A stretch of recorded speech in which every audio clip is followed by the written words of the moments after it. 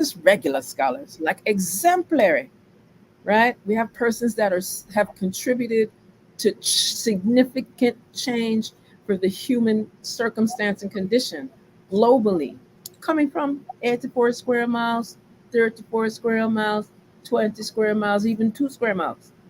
Walter Island. It's really important for persons to get that. And then our sisters and brothers in the British Virgin Islands, because most of us have some kind of tie connection between Tortola, Virgin Gorda, Jules Van Dyke, Anegada, and then it spreads throughout the wider Caribbean Americas.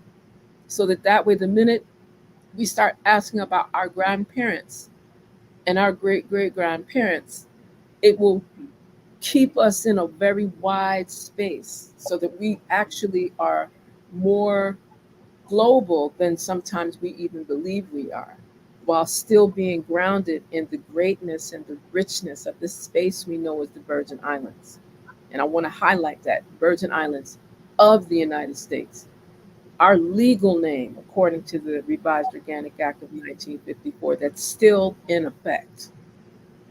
Legal name, Virgin Islands of the United States. USVI is easy to say. It's more tourist appropriate.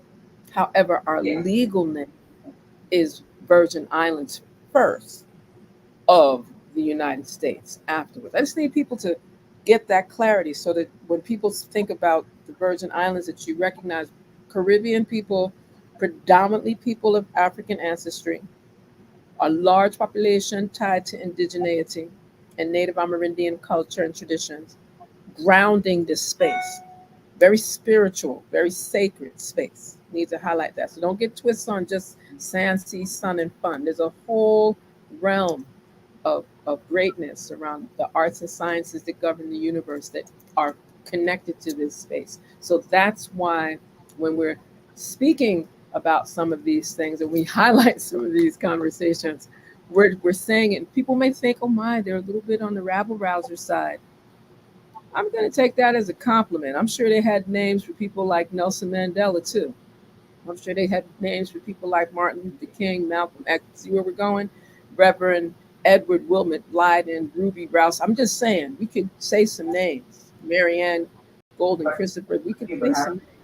Right, Hubert Harrison. You don't know where we can go with this. You understand? There's a number of persons. Even our schools are named after great, Edith Williams. I'm just saying, Rothschild Francis.